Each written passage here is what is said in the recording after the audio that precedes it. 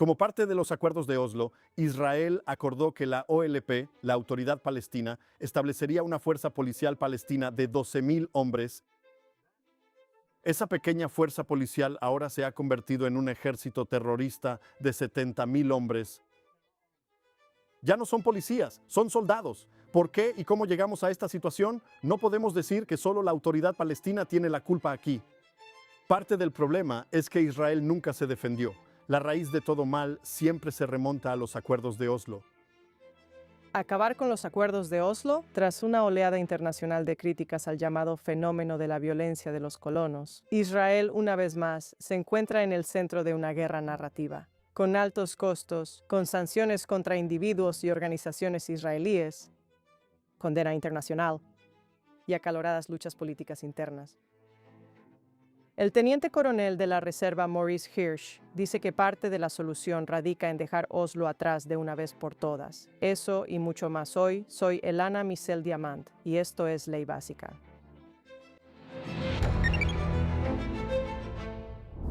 Hola Maurice, muchas gracias por estar aquí. Gracias por invitarme. Un placer. Muy bien, vayamos directo al grano. ¿Tu opinión sobre la violencia de los colonos o el fenómeno del crimen nacionalista judío es que existe, es pequeña, debe tomarse en serio? Su reputación mundial está muy sobredimensionada, pero para cualquiera que realmente le importe, una de las primeras cosas que debe considerar es acabar con los acuerdos de Oslo. Empecemos por ahí, sí. El inicio de todos, o de la mayoría de los problemas, digamos, si no es que de todos los problemas en Judea y Samaria, son los acuerdos de Oslo. Es la Autoridad Palestina, es la OLP la que aceptó muchas obligaciones como parte de los acuerdos de Oslo y en realidad no ha cumplido ninguna de ellas. De hecho, creo que a alguien le costaría mucho trabajo encontrar una disposición de los acuerdos de Oslo que no hayan violado, aparte de las disposiciones pasivas que dicen que Israel les dará dinero. Todo lo demás lo han violado. Déjame darte solo un ejemplo de un estudio reciente que publicamos en el Centro de Jerusalén para la Seguridad y Asuntos Exteriores. Está bien. Como parte de los acuerdos de Oslo, Israel acordó que la OLP, la Autoridad Palestina, establecería una fuerza policial palestina de 12.000 hombres. Se suponía que debían combatir el terrorismo por un lado y luchar contra la delincuencia dentro de la sociedad palestina. Cuando el estudio que acabamos de publicar muestra que esa pequeña fuerza policial ahora se ha convertido en un ejército terrorista de 70.000 hombres, ya no hay policías, ahora son soldados. Esta es la terminología que ellos usan. Hay soldados que se entrenan en el ejército pakistaní junto con terroristas de Hamas a usar artillería y armas pesadas. ¿Qué fuerza policial usa ese tipo de equipo y ese nivel de ataque contra criminales? Nadie. Y te preguntas, ¿por qué y cómo llegamos a esta situación? Y la respuesta es, desafortunadamente, porque la Autoridad Palestina, la OLP, incumplió sus compromisos. Ya, solo para que entiendas la magnitud de este incumplimiento, el 5 de octubre de 1995, una semana después de la firma de los segundos acuerdos de Oslo, las celebraciones en el jardín de la Casa Blanca, Yitzhak Rabin se paró frente a la Knesset y presentó el segundo acuerdo de Oslo. Explicó cómo esto iba a traer la paz, cómo siempre mantendríamos el control del Valle del Jordán, cómo nunca habría un Estado palestino y cómo la Autoridad Palestina había asumido el compromiso de luchar contra el terrorismo. Mientras hablaba en la Knesset, la Oficina de Responsabilidad Gubernamental en Estados Unidos estaba redactando un informe. ¿Qué ha pasado hasta ahora desde septiembre de 1993 hasta llegar a la situación actual? En noviembre de 1995 publicaron un informe diciendo que la Fuerza Policial Palestina ya cuenta con 3.000 hombres más de los previstos en un principio. Un incumplimiento del 33%. Estamos en noviembre de 1995. Así que esto ha sido una acumulación de años de este ejército terrorista. Y sé que recientemente escribiste una columna larga, muy larga, sobre esto para JNS. Creo que salió el 4 de agosto. Y quiero que la gente sepa que pueden aprender mucho más sobre las dimensiones del ejército y los peligros que representa. Y lo que están planeando hacer.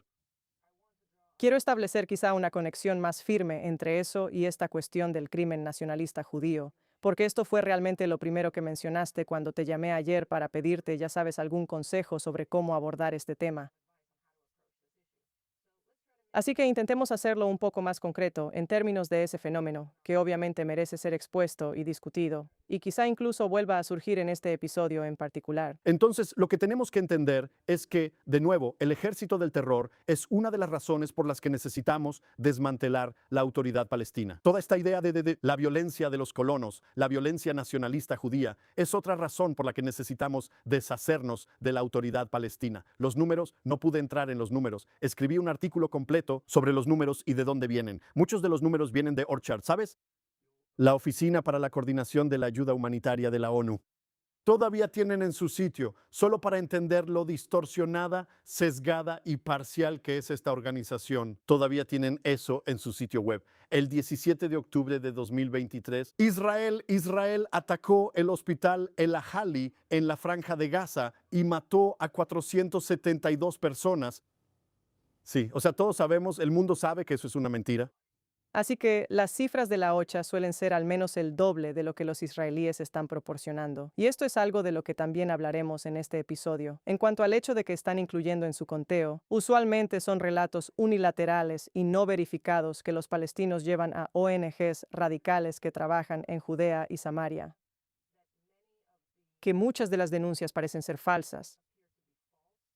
Que muchas de las otras denuncias contabilizadas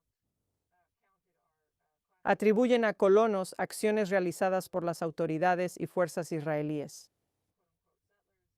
Que muchas otras acciones, como incluso entrar sin permiso a un área donde los judíos no son bienvenidos, se consideran delitos, y que incluso hay muchos que no son propiamente de Judea y Samaria.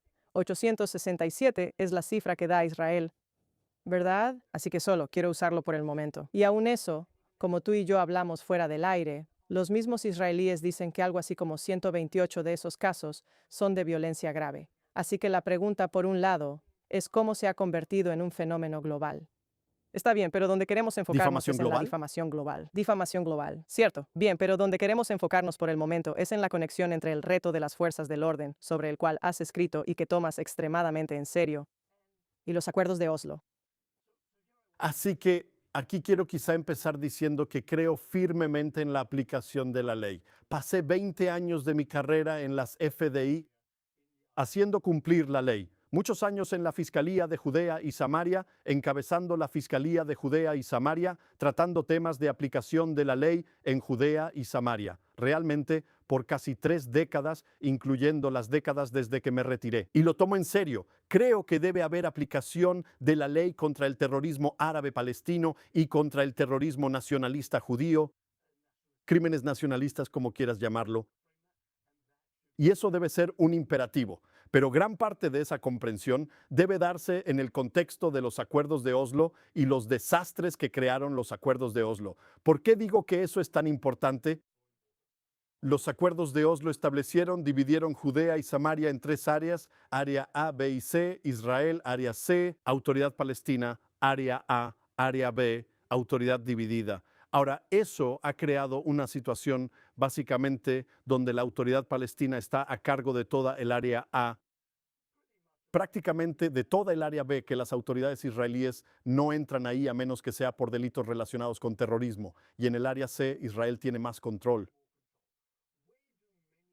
¿Dónde ocurren muchos de los eventos que se denuncian como violencia de colonos en las áreas A y B? Entonces, ¿qué oportunidades tenemos considerando la división de jurisdicción? Según los acuerdos de Oslo, los policías israelíes no deben entrar en el área B. No se supone que estén ahí para hacer cumplir la ley en el área B. ¿Cómo haces para hacer cumplir la ley ante un delito cuando no puedes llegar a los denunciantes? Ellos no vienen a dar declaraciones. Presentan quejas ante todo tipo de organismos sin identificar y organismos de la ONU, pero en realidad no presentan muchas de las denuncias ellos mismos, donde no puedes entrevistarlos, donde tienes una escena del crimen. ¿Verdad? ¿Ves esto en la televisión? Es como que no, es algo obvio hasta que se trata de los judíos. En todos los programas de televisión ves que se ha cometido un delito. Llega la policía, asegura la escena y recoge pruebas forenses. ¿Qué pasa cuando no puedes hacer eso? Cuando tienes agresores que supuestamente son judíos. captados por una cámara, la cual realmente tienes que asegurar para que se convierta en evidencia como parte de un juicio penal, que está en la casa de un palestino a la que no puedes entrar para incautarla por esa razón, así que no tienes esa evidencia. Circula por todo el mundo, pero nosotros como fiscalía en realidad no la tenemos. Y luego tienes ¿qué evidencia vas a intentar presentar ahora en un tribunal cuando se espera que arrestes a estas personas de las que no necesariamente conoces sus identidades?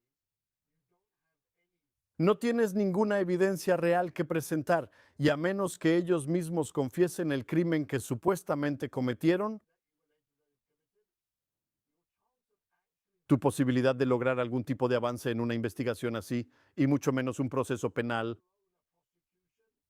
es cero, pero y luego dentro de eso tienes a la autoridad palestina. Así que he estado en conversaciones, por ejemplo, te daré un ejemplo realmente esotérico. He estado en conversaciones con uno, llamémoslos una parte interesada, no te diré quién es, que preguntó, ¿por qué la fiscalía y los tribunales israelíes no pueden usar los informes de patología? De verdad, hemos llegado a los casos más graves. Un palestino está siendo asesinado. Informes de patología de los patólogos palestinos. Así que ahora tienes que explicarles, bueno, los israelíes son juzgados en los tribunales civiles. Los tribunales civiles están sujetos a las normas probatorias de Israel. Conforme a esas normas probatorias, un médico, un patólogo, si quieres llamarlo así, de una jurisdicción extranjera, no puede simplemente venir y presentar la evidencia. Debe haber algún tipo de certificación, debe haber un proceso por el que tienes que pasar. Debe existir la posibilidad de que los abogados defensores de los israelíes acusados del delito puedan contrainterrogar y realmente destruir a cualquiera de los patólogos. Lo hicimos en la Fiscalía para Judea y Samaria una y otra vez, cuando las autoridades palestinas enviaban a estos patólogos cuyas credenciales son cuestionables. Su experiencia es aún más cuestionable. Están motivados ideológicamente para llegar a una decisión predeterminada. Y entonces cuando los contrainterrogas es muy fácil desarmarlos. Entonces, ¿por qué no podemos usar sus informes? Porque no valen nada. La autoridad palestina, debido a los acuerdos de Oslo, se ha dado cuenta de esto. Tienen una mina de oro. Por un lado, evitarán que las autoridades israelíes, debido a los acuerdos de Oslo, lleven a cabo una investigación real. Por otro lado, luego usarán el hecho de que no hay investigación ni enjuiciamientos para promover en todo el mundo la calumnia de la violencia de los colonos. E Israel apoya esa violencia porque supuestamente no hay enjuiciamientos. Hay muchísimos enjuiciamientos, hay muchísimos arrestos y no le cuentan eso a nadie. Y esa no es la narrativa. La narrativa es que no hay enjuiciamientos. No hay, no dicen por qué. Imagínate decirle a todos que no hay enjuiciamientos porque no hay pruebas. De repente la historia cambia un poco. Así que también quiero enfocarme en esta parte de la acusación, porque no quiero tergiversarlo, pero tomemos la columna reciente de Bret Stephens sobre esto, y lo digo con mucho cariño y respeto por Bret, a quien conozco, admiro y es mi amigo. Pero él, su punto básico era, ¿cómo podrías ir, ya sabes, organizar asesinatos selectivos en pleno Teherán para eliminar a los tipos malos, pero no puedes lidiar con lo que dices que son solo un montón de jóvenes inadaptados que andan corriendo por las colinas de Judea y Samaria? Así que, ya sabes, como que le eches ganas y lo hagas. Y dices, bueno, hay todos estos desafíos técnicos que la gente simplemente desconoce, por un lado. Y por otro lado, mencionaste otro punto relacionado con las acusaciones que sí existen, la tasa de acusaciones formales que sí existe. Y estoy tratando de recordar exactamente los números. Para las personas que estén interesadas en verlo, hay un muy buen informe sobre esto del Instituto de Jerusalén para la Seguridad y Estrategia, escrito por Gaby Siboni y Erez Weiner, donde analizan este fenómeno en su totalidad y la manera en que ha sido utilizado y Exagerado y convertido en un convertido en arma un arma. en contra de Israel y por quién, y entran en gran detalle sobre esto, pero también explican las acusaciones formales. Bien, así que supongamos por un momento que tienes esta tasa de acusaciones, ya sea del 6% o del 6.6%, ¿de acuerdo? Tú decías recientemente que incluso esa tasa no está fuera de lo que podrías esperar cuando ves, por ejemplo, la aplicación de la ley contra los crímenes de odio en otros lugares. Sin duda, hace ya muchos años, cuando comenzó toda esta calumnia sobre la violencia de los colonos ya ha estado ocurriendo durante mucho tiempo. Hace casi una década, cuando todavía trabajaba con NGO Monitor, ayudé a preparar un informe que trataba sobre la afirmación de Yesh Din, una de estas organizaciones israelíes anti-israelíes que ha estado insistiendo en este tema y afirmando que Israel solo presentó cargos en tal vez el 8% y que eso es indignante. Así que escribimos un estudio completo. Se llama Yesh Din's Fuzzy Math. Recomiendo a todos que lo revisen en NGO Monitor. Y básicamente lo que hicimos fue comparar la tasa de acusaciones en Israel con la de otros países del mundo para estos crímenes de odio. Lo que sucede cuando tienes, por ejemplo, la acusación contra Israel: los colonos cortan olivos. Eso tal vez tomemos el equivalente. Alguien, no sabemos quién, un agresor anónimo, pintó una esvástica en un chal en Nueva York. No sabes quién es el agresor. Tu posibilidad de encontrarlo es cero. No tienes evidencia física real, a menos que dejen el bote de pintura en aerosol. Un bote de pintura en aerosol con sus huellas dactilares en la escena del crimen, lo cual normalmente no sucede. Y entonces tienes la comparación ahí de denuncias que posiblemente podrían registrarse, pero la posibilidad de que realmente se llegue a algún tipo de investigación real es cero. Y luego tienes las denuncias que realmente avanzan hacia la acusación. Así que en el informe hay una comparación de la situación de Israel con la de media docena de países alrededor del mundo. ¿Y cuál es exactamente su tasa de arrestos, su eficacia en la aplicación de la ley? ¿Israel se está quedando atrás? ¿Realmente estamos quedándonos atrás? Y creo que la conclusión de ese estudio fue mostrar que la respuesta es no. Israel en realidad está haciendo un buen trabajo en la aplicación de la ley.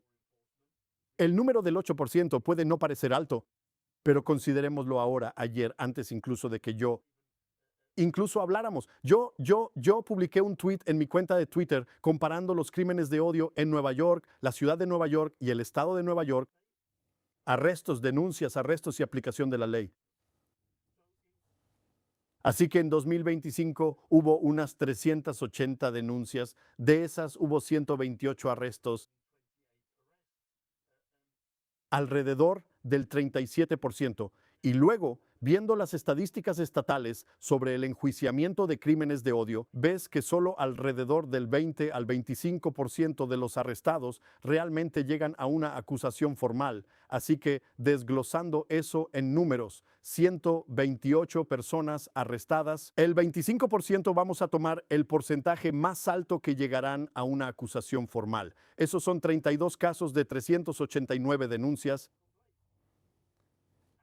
Nuestro 8% no está nada mal. De hecho, está exactamente en línea con lo que hace Nueva York. Así que si dices que Nueva York es completamente negligente, Mamdani e incluso el alcalde Adams y el alcalde anterior, que era considerado pro-Israel, fallaron completamente porque debería haber una aplicación de la ley al 100%. Eso es una mentira. Eso simplemente es una mentira. Es establecer un estándar que es el que aplican a los judíos. Ahí es donde Brett desafortunadamente falla. Él dice, hay un pequeño número y por eso deberías poder lidiar con eso. Queridísimo Brett, eso no es hacer cumplir la ley, no importa qué tan grande sea el número o qué tan pequeño sea el número. La realidad de hacer cumplir la ley es que hay muchos delitos que ocurren y que ni siquiera puedes empezar a investigar porque no hay un sospechoso claro. Hay ocasiones en las que podrías tener un sospechoso. Incluso podrías arrestarlo, pero no reúnes, no eres capaz de reunir suficiente evidencia para poder avanzar hacia la acusación. Y luego están los casos en los que tienes un delito, un sospechoso que has arrestado, suficiente evidencia, y puedes proceder a la acusación. Esos siempre son números mucho, mucho, mucho más pequeños. Eso es solo la aplicación de la ley. Esa es una sociedad que tiene algún tipo de respeto por, siempre estamos hablando de eso, los derechos humanos, derechos civiles. No te arrestan solo porque eres judío con patillas largas y resulta que andas por Judea y Samaria. Eso no te convierte en sospechoso. La violencia de los colonos es una acusación estupenda. 750,000 colonos, unos pocos cientos como mucho, criminales. ¿Desde cuándo puedes estereotipar a partir de unos pocos cientos a cientos de miles? Si eso, como dije ayer en mi tweet, puede que no sea políticamente correcto. Si alguien hiciera esa acusación contra las personas negras y dijera que porque hay algunos criminales negros, todas las personas negras son criminales, te llamarían un racista violento y grotesco. Pero cuando se trata de los judíos, es violencia de colonos. Yo soy un colono, no soy violento, nunca he sido arrestado, nunca he estado involucrado en un crimen, nunca he soñado con atacar a nadie. Mis hijos igual, mis vecinos igual. No, no sé si... Creo que una de las cosas que podría ser importante es quizá dejar de usar el término colono. Entiendo que tiene un significado muy literal con el que tú y yo no tenemos problema, pero que, por supuesto, se ha utilizado para sugerir que los judíos que viven en esa parte de nuestra tierra bíblica son ah, ilegítimos y mucho menos antinaturales. Entonces, ¿sabes cómo eso se relaciona con el inicio de nuestra conversación? Bueno, me encantaría que me dijeras que... El cuerpo, el organismo responsable de difundir esa idea del colono, del colonialista, ¿cuál es? Es la autoridad palestina. Entonces, ¿por qué no lo haces? Ellos son los que publicaron el informe diciendo cuántos colonos invadieron el monte del templo. La ONU luego adopta eso y lo toma en cuenta. Los colonos invadieron, ni siquiera saben si realmente son colonos. Para ellos no es una descripción geográfica. Para ellos, y esto es lo que necesitamos entender, y este es el peligro de esta calumnia, yo digo que son 750,000 colonos. Para ellos, un colono es cada judío que vive en Israel, sin importar su lugar de residencia geográfica. Eso es lo que Brett también pasó por alto. Cuando hablas de la violencia de los colonos, la autoridad palestina, las organizaciones que andan por ahí difundiendo esta calumnia, no distinguen entre los judíos que viven en Judea y Samaria, es decir, los colonos,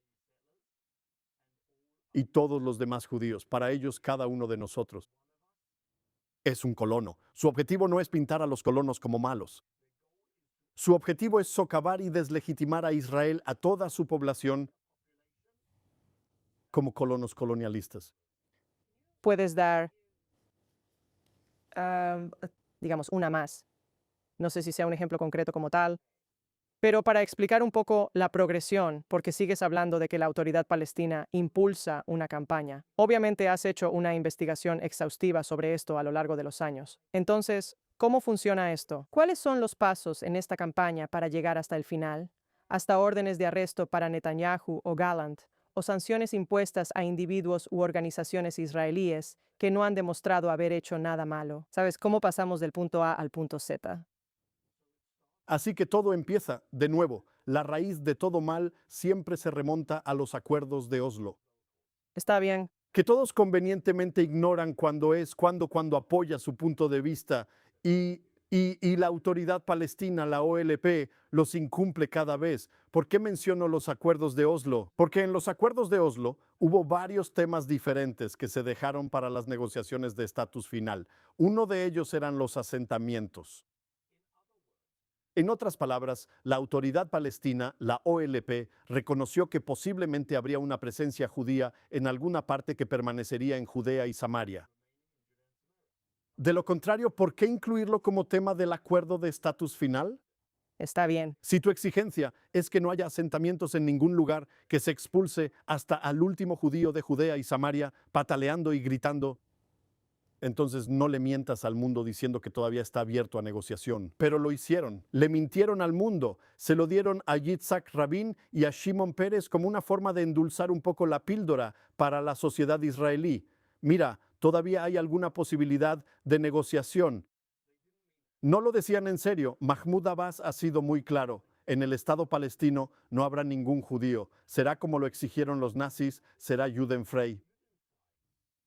Ese es su objetivo, eso es lo que quiere, eso es lo que ha declarado repetidamente. Así que la primera parte de este engaño es aceptar que es un tema para discutir. La siguiente parte de este engaño es decir que aunque estuvimos de acuerdo, en realidad no lo decíamos en serio y que cada colono es ilegítimo, cada asentamiento es ilegítimo, cada colono es violento. Cada colono es parte de esta experiencia colonial que nosotros, los palestinos, hemos sufrido. Tanto dentro de lo que ellos llaman el interior, Israel propiamente dicho, y luego más tarde en Judea y Samaria. Así es como han llevado adelante esta campaña todo el tiempo. Si tomas como ejemplo la conferencia de Durban de 2001, ahí es donde ves que esto se vuelve parte de la discusión más amplia. Yasser Arafat ya ha lanzado su guerra de terror. Nos estamos reuniendo en Durban para discutir el racismo. Y toda la conferencia básicamente se convierte en una conferencia para atacar a los judíos. Esto es impulsado por la autoridad palestina, por Yasser Arafat, por sus simpatizantes, por las ONG que van apareciendo con el tiempo. Una de estas, uno de los grupos terroristas, el FPLP, el Frente Popular para la Liberación de Palestina, se destacó en crear ONG como fachadas para sus actividades terroristas. Esas ONG recorrían el mundo presentándose como defensoras de los derechos humanos, cuando en realidad solo eran canales a través de los cuales la comunidad internacional financiaba el terrorismo del FPLP. Y de paso, apoyar esta afirmación de que Israel es una entidad colonialista, no solo en Judea y Samaria, sino también en el propio Israel. Y así es como han impulsado esta narrativa durante los últimos 30 años. Y ves diferentes momentos en los que aparece. Yo solo quería entender. Esa agenda creo que probablemente ya es bien conocida por las personas que ven este canal. Es importante reiterarlo, pero creo que probablemente ya es bien conocido por los espectadores. En cuanto al tipo de entramado mediático y político de Pango que da origen a Pongo, Naciones Unidas. ¿Está bien? está Naciones bien, Unidas, no entonces Naciones explícame Unidas, el esto ciclo. hay varias patas en esto. Está la autoridad palestina, están las ONG, está la ONU que toma todo esto y luego la ONU blanquea toda la propaganda terrorista. Y la UE, que está activamente involucrada en socavar a Israel en cada paso del camino y ayudando a los palestinos a violar los acuerdos de Oslo, aunque ellos mismos son firmantes y testigos de los propios acuerdos. Esas cuatro patas son parte de todo ese programa para deslegitimar y socavar a Israel como el hogar del pueblo judío, no solo Judea y Samaria, no solo la Franja de Gaza, todo, la totalidad de Israel. Esas cuatro organizaciones o grupos trabajan en estrecha coordinación. La ONU trabaja con ONG, incluidas ONG que son fachadas de organizaciones terroristas. La UE hace la vista gorda y dice, ¿sabes qué? Sabemos que la autoridad palestina paga salarios a terroristas, pero no vamos a ayudarlos con su presupuesto general, solo vamos a financiar los salarios de los maestros. Pero estos son los maestros que les enseñan a los niños a levantarse e ir a asesinar judíos. Estos son los maestros que enseñan el plan de estudios de la autoridad palestina, que está lleno de racismo, de promoción del terrorismo, de la glorificación de los terroristas. Estos son maestros que enseñan en la escuela para niñas Dalal Mughrabi. La única razón por la que se la conoce, para los espectadores que no lo saben, la única razón por la que se la conoce es que participó en el asesinato de 37 personas en un ataque terrorista en 1978 en la carretera costera. 25 adultos y 12 niños agarró a unos bebés, los arrancó de los brazos de sus madres y los arrojó al autobús en llamas. Este es el monstruo. Hay escuelas en la autoridad palestina que llevan el nombre de Dalal Mughrabi. Les preguntaron a las niñas, bueno, ¿cómo se sienten estudiando en la escuela que lleva el nombre de Dalal Mughrabi? Queremos emularla. Ella es nuestra heroína. ¿En serio? Eso es lo que está financiando la UE. Ellos lo saben, lo han visto, lo han escuchado, se les ha dado la evidencia y aún así siguen ahí. Así que en realidad quiero abordarlo desde un ángulo un poco diferente, que es ah, Matan Vilna y los oficiales de seguridad esta carta que fue enviada a la Casa Blanca. Obviamente tras las noticias bastante terribles con, ya sabes, las bajas que sufrimos en Kfar Utel. Y luego parece que hubo una especie de ataque de venganza después de ese ataque palestino contra este grupo de excursionistas.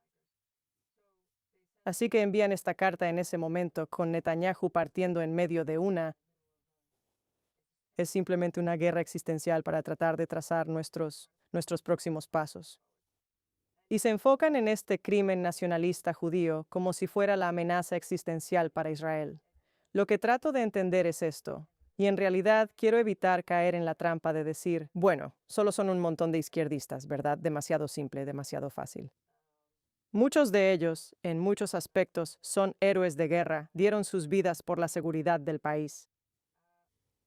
Porque este es el tema, ¿verdad? Más allá de que obviamente hay una división política y es fácil hacer que Netanyahu parezca tonto. Y para alimentar esta narrativa mundial, se pueden dar muchas explicaciones simples, pero estoy tratando de entender. Estas personas han pasado su vida lidiando con este tema, suponiendo que son genuinos, suponiendo que son sinceros. ¿En qué están pensando? Así que creo que su proceso de pensamiento va más o menos así. Ellos, al igual que muchas otras personas, han entendido que la acusación de violencia de los colonos ha ganado fuerza como campaña, y es una buena campaña para promover lo que realmente es su objetivo. Cuando le preguntas a esas mismas personas, ¿crees que es posible crear un Estado palestino junto a Israel? Su respuesta no solo es que es posible en su opinión,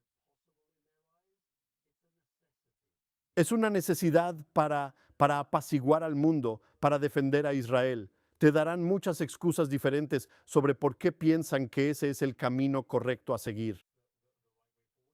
Y usarán cualquier medio posible para lograr ese objetivo. Si pueden usar ese objetivo como una forma de atacar a Netanyahu debido a la violencia de los colonos, como una forma de atacar al primer ministro Netanyahu debido a la composición de su coalición, incluyendo partidos que posiblemente serían considerados como más de derecha y más, como ellos dirían, fanáticos y mesiánicos, y todo tipo de superlativos que le agregan ahí, ignoran completamente el hecho de que Israel es una democracia. Los judíos pueden votar por cualquier partido que quieran. Los árabes pueden votar por No, pero cualquier si partido yo, que quieran también. Y por eso, un segundo, por eso eso es lo ellos que dirán pienso. eso. Eso, ellos dirán eso porque les conviene apoyar sus puntos de vista políticos. Está bien, pero supongo que la pregunta es, ¿estás escribiendo sobre un ejército terrorista de más de 60,000 personas? Que es una fuerza policial sobredimensionada, que está siendo entrenada por ejércitos extranjeros y que aparentemente no está haciendo el trabajo de la policía. No están combatiendo el terrorismo. No están combatiendo el terrorismo. Está bien. Y básicamente dices que están al acecho. Supongo que esta información no es clasificada y que las personas del rango del que estamos hablando lo saben. Y eso no parece sacudir la fe en esta idea de un Estado palestino. Es decir, ¿cuál es la diferencia entre el peligro que tú ves y el peligro que ellos ven? ¿Es solo este deseo utópico? Muchas de estas personas, cuando regresas y ves cómo se desarrolló este ejército del terror, verás que muchas de estas personas que ahora forman parte del grupo Comandantes por la Seguridad de Israel, o como quieran llamarse, incluyendo a Matan Bilni, estuvieron en posiciones críticas durante años críticos cuando pudieron haber planteado el argumento definitivo. A veces, los acuerdos de Oslo, como un reloj descompuesto, 2 veces al día dan la hora correcta. Los acuerdos de Oslo le dieron a Israel el derecho de veto sobre cualquier nombre en las fuerzas de seguridad de la autoridad palestina. Pudimos haber usado eso en cualquier momento. Pudimos haberlo usado para decir que este terrorista no iba a estar ahí. Pudimos haberlo usado para decir que hay que limitarlo a 12,000 personas. El policía número 12,001 no está. No va a ser parte de la fuerza porque lo estamos vetando, no por sus antecedentes, sino porque la fuerza ha alcanzado su máxima capacidad. Entonces miras hacia atrás y dices, bueno, ¿quiénes eran los miembros de las FDI que estaban monitoreando eso, que estaban vigilando eso? Que hicieron la vista gorda, recomendaron que hiciéramos la vista gorda, no hicieron lo que se suponía que debían hacer y realmente socavaron los cimientos de Oslo porque pensaron, bueno, este es el camino correcto a seguir. En muchos casos encontrarás bastante um, of superposición entre esas cosas. Y así es como empieza poco a poco y luego se desarrolla. Y eso es parte del problema. No podemos decir que solo la AP es mala aquí.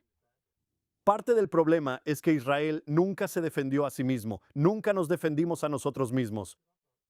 Nunca hemos dicho, ¿sabes qué? Esto se acabó. Han violado cada una de las disposiciones de los acuerdos de Oslo.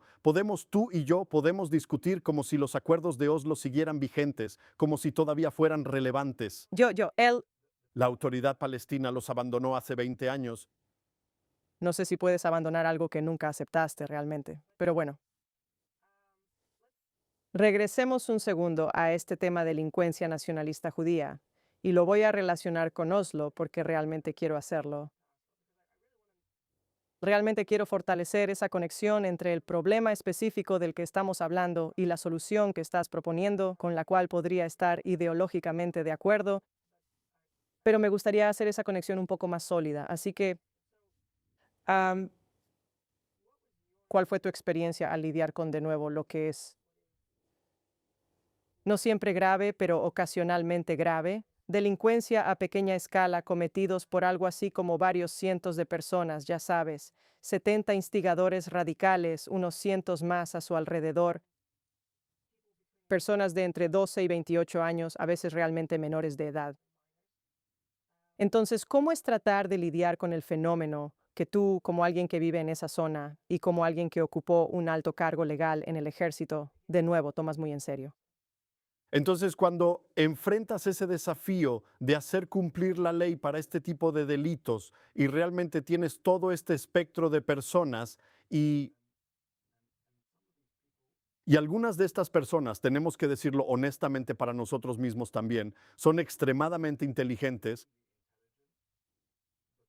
pero también son extremadamente violentos. Saben cómo manipular a otras personas para que ellos, casi como el crimen organizado, se mantengan limpios.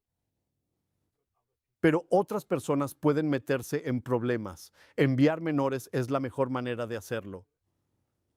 La ley en Israel, en lo que respecta a la aplicación de la ley para menores, probablemente es uno de los entornos de aplicación de la ley más avanzados que existen en la mayoría de los países europeos en comparación. Nuestras leyes están muy orientadas al interés superior de los niños, como debe ser. Están muy enfocadas en alternativas a la encarcelación. Están muy enfocadas en alternativas incluso al enjuiciamiento. Así que cuando hablamos de niños, entonces eso es algo que debe tomarse en cuenta. Cuando hablamos de agresores que son violentos, y esa es realmente la proporción más pequeña, la capacidad de llevar a cabo investigaciones y enjuiciamientos eficaces a menudo se ve obstaculizada por factores externos. Déjame describirte un factor externo. Uno de los terroristas que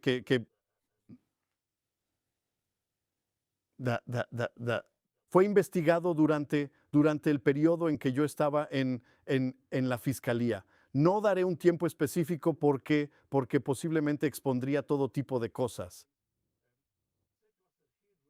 Nos dijo que había leído un manual escrito por un judío sobre cómo comportarse en las investigaciones del Shabak. El terrorista lo había leído detenidamente. Palestino. El terrorista Sí, palestino sí. leyó el manual escrito por un judío, cómo lidiar con las investigaciones del Shabak. Ahora, resulta que conozco a la persona que escribió ese libro. Resulta que estuve de alguna manera relacionado con él en el pasado, en mi calidad de autoridad encargada de hacer cumplir la ley frente a alguien contra quien había que aplicarla. Y de repente te das cuenta de que el mayor éxito de ese libro fue que los terroristas, las organizaciones terroristas palestinas, lo están usando y aprendiendo de él. Así que algunas de estas personas realmente cuando están organizando este crimen, cuando están organizando el crimen nacionalista, están socavando cualquier capacidad de las fuerzas del orden para actuar después. Es literalmente lo mismo que hace el crimen organizado. Y desafortunadamente esa es la situación en la que estamos. Tenemos a los terroristas árabes que literalmente están aprendiendo de esto. Eso, una guía de cómo resistir o retener información como parte de una investigación, con quién hablar y con quién no. Todas son parte, desafortunadamente, de la aplicación de la ley. Así es simplemente. No muestra ninguna mala intención por parte de Israel. No muestra ninguna debilidad por parte de Israel. Es simplemente parte de la aplicación de la ley. Existe en cualquier jurisdicción. Está bien. Y esa es también la conclusión para Bret Stephens. Entiende qué es la aplicación de la ley antes de dar consejos sobre lo que crees que es posible. Este estándar de arresto y enjuiciamiento al 100% es una ilusión. No sucede en ningún otro lugar. No exigimos ese estándar en ningún otro lugar. Y cuando aceptas esta difamación contra Israel y estableces ese estándar específico para los judíos, estás contribuyendo a esta propaganda en lugar de ser parte activa de la solución. No sé si podríamos terminar en un mejor lugar, pero dicho esto voy a hacer una pregunta más. ¿A qué te refieres exactamente con terminar los acuerdos de Oslo? ¿Qué sucede? Me refiero a que esta es la ¿Qué decisión que significa se en debe términos de la tomar. ley israelí? La ley, y hubo varias leyes que se implementaron o que se promulgaron después de los acuerdos de Oslo, después del primer acuerdo y luego del segundo acuerdo. Tratan principalmente diferentes aspectos de los acuerdos de Oslo y su implementación, específicamente, por ejemplo, la recaudación y transferencia de impuestos a la autoridad palestina. Pero esas leyes deben derogarse. Necesitamos declarar que la autoridad palestina ya no va a ser un organismo que pueda existir, que pueda funcionar. Necesitamos literalmente entrar y quitar todas las decenas de miles de armas que tienen, desmantelar su fuerza policial, desmantelar las escuelas. Ahora, la gente me dirá, pero Maurice, estás loco porque esta es la autoridad palestina, esta es su autodeterminación, esto es lo que acordamos. Y yo les respondería a esas personas, antes de los acuerdos de Oslo, el número de palestinos asesinados era una centésima parte, tal vez una centésima parte de lo que ha pasado desde entonces. Lo que los acuerdos de Oslo nos trajeron fue un sistema educativo que educa para el odio y la violencia, que incita a la violencia, que adoctrina a la gente para asesinar a judíos simplemente por ser judíos o a cualquier otra persona porque creen que son judíos. Por ejemplo, el mismo Taylor Force, quien no era judío, solo caminaba por el malecón en Jaffa. Eso es a lo que me refiero. Desmantelen ese sistema. No solo es bueno para Israel, no solo es bueno para los israelíes, sería en beneficio de los palestinos. ¿Y sabes cómo sé que eso es cierto? Porque los propios palestinos, cuando se les pregunta, dicen que la autoridad palestina se ha convertido más en una carga que en un beneficio. Ellos entienden que la autoridad palestina es solo corrupción de Fatah. Los compinches de Abbas, que están robando su futuro, robando la ayuda internacional, haciéndose ricos y trayéndoles muerte y destrucción. Ellos lo entienden. Si le preguntas a los europeos, dicen que no, que necesitamos a la autoridad palestina para crear el Estado palestino. Pregúntales a los palestinos. Mira los informes de Jalil Shikaki. El doctor Jalil Shikaki dirige el Centro Palestino de Investigación y Servicio Público. PCPCR, olvido el nombre exacto, y de investigación por encuestas. Sí. Leí los estudios. Escucha lo que dicen los palestinos, para bien o para mal. Cuando dicen que quieren asesinar a todos los judíos y destruir Israel, créeles, porque realmente lo dicen en serio. Por eso han formado una fuerza terrorista de 70,000 personas. Y cuando dicen que la autoridad palestina es una carga, que es corrupta, que prefieren a Hamas antes que a los compinches de Abbas y Fatah, también tienes que creerles en eso. Cuando el 80% de los palestinos en Judea y Samaria, 6 meses después de la masacre, todavía apoyan la masacre, Entonces, ¿por qué querrías tienes que creer responder? eso. ¿Quieres hacer que Israel sea más responsable de ellos? Porque la razón por la que lo apoyan, la razón por la que están ahí completamente, totalmente a favor del terror, es porque eso es lo que les ha enseñado la autoridad palestina durante los últimos 30 años. Eso es lo que les enseñan en sus escuelas.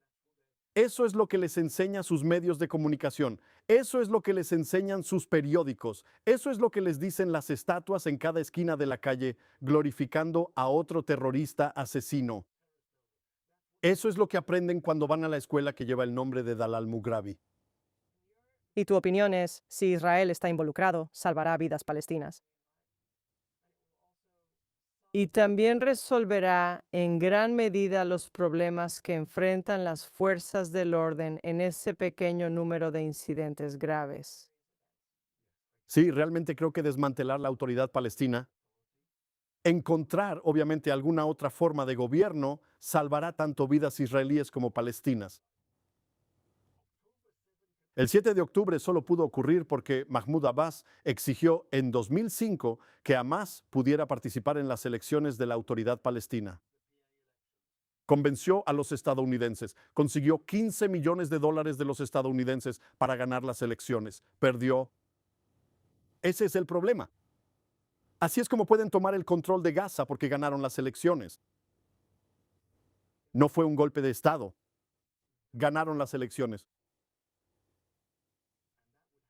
Y eso volvería a suceder en Judea y Samaria si continúa la autoridad palestina. Hamá volverá a ganar. Entonces, ¿a dónde creemos que vamos con eso? Quiero agradecerte por acompañarnos esta semana y espero que podamos seguir conversando en el futuro, tal vez unas más Pero el felices. futuro es más prometedor que cualquier opción de dejar a la autoridad palestina en su lugar. Eso es lo que realmente creo. Te agradezco que hayas venido. Espero poder profundizar más en algunas de estas discusiones a un nivel más técnico en el futuro. Y nos vemos la próxima semana.